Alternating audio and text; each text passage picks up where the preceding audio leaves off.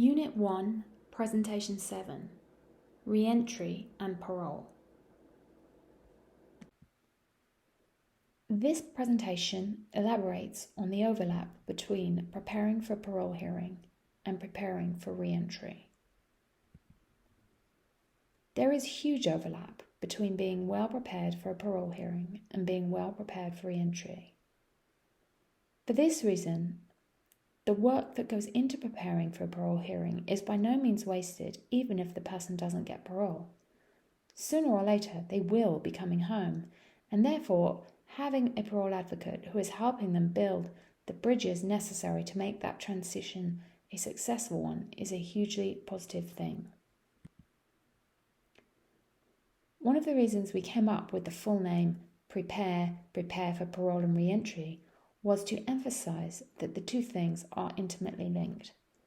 They have traditionally been thought of as separate things, but we believe they should be recognized as a continuum, and that the mentorship which is required for one of them is also required for the other.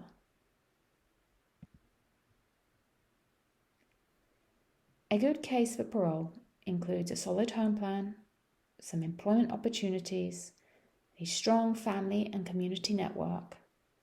It requires being well connected with relevant reentry programs, and it also requires moving forward confidently with a good vision for the future.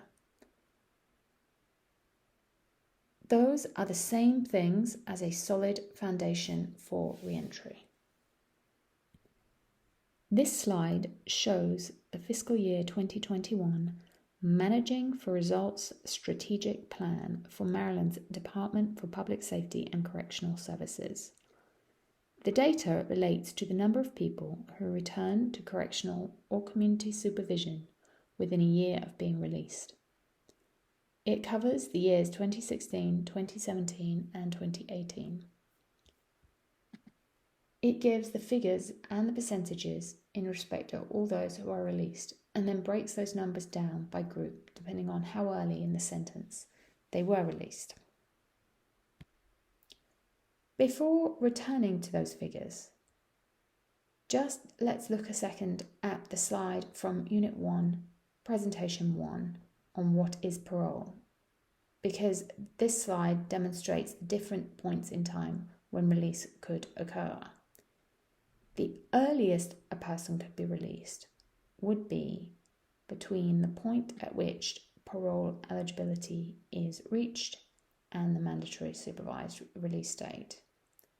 The next earliest time would be the mandatory supervised release date itself, and the latest point in time would be the maximum expiration date. So keep those three possibilities in mind. So this phase, this point, and this point as we return to the figures. Switching back to the statistics, it can be seen that the earliest group released, that is the parolees here, are the least likely to return to prison.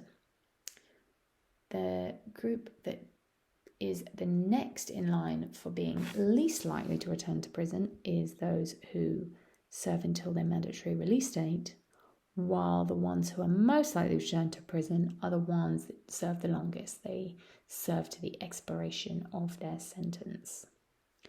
Of course, this data doesn't prove that simply granting someone parole makes them more likely to succeed on reentry. The fact is, people are being selected for parole precisely because they look like good candidates for a successful reentry. However, it does suggest that interventions which help shape people into good candidates for parole might have some impact on recidivism rates.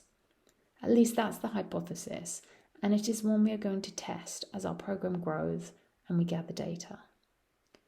One side point here, it looks like this figure here is wrong because 6% is not the average of 6.5, 9.5 and 10.5%, but that is the number which is given in the source data. The points made about the success of parolees compared to the success of others still stand, though.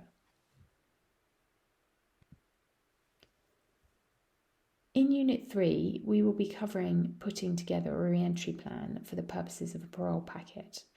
An important role of a parole advocate in that respect is researching and reaching out to reentry services, which might be appropriate ones for the person concerned.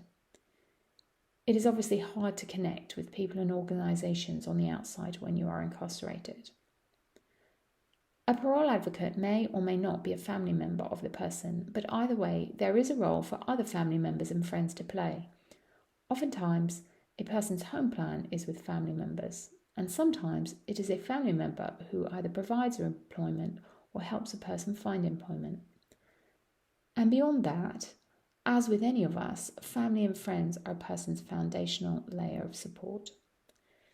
There is a vibrant reentry sector available for people leaving prison, but it cannot be of use to someone who doesn't know about it.